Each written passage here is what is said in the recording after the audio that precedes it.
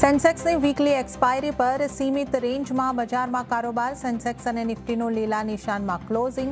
Bank Nifty મામૂલી તેજી સાથે બંધ, પરંતુ મિડ કેપ અને સ્મોલ કેપ શેર્સમાં શાનદાર ખરીદારી. ઇન્ટ્રાડેમાં મિડ કેપે બનાવ્યા રેકોર્ડ સ્તર.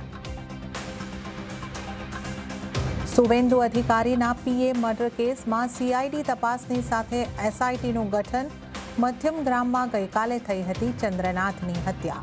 3 શંકાસ્પદ લોકોની ધરપકડ. સુવેન્દુ અધિકારીએ મર્ડરને ગણાવ્યું ષડયંત્ર. ટીએમસીએ પણ કરી નિંદા. તમિલનાડુમાં વિજયની સરકાર બનાવવાના પ્રયત્નોને મોટો ફટકો. બીજી વાર રાજભવન પહોંચેલા વિજય પાસેથી રાજ્યપાલે માંગ્યું 118 ધારાસભ્યોનું સમર્થન.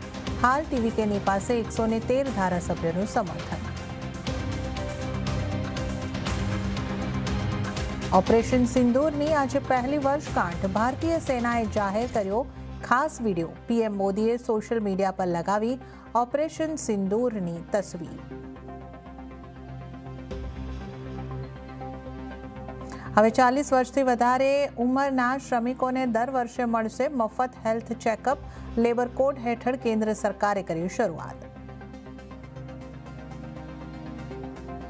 અને 18 વર્ષથી ઓછી ઉંમરના બાળકોને નહીં મળશે સિમ કાર્ડ. દૂરસંચાર વિભાગ કરી રહ્યા છે ડેટા પ્રોટેક્શન કાયદો લાગુ કરવાની તૈયારી.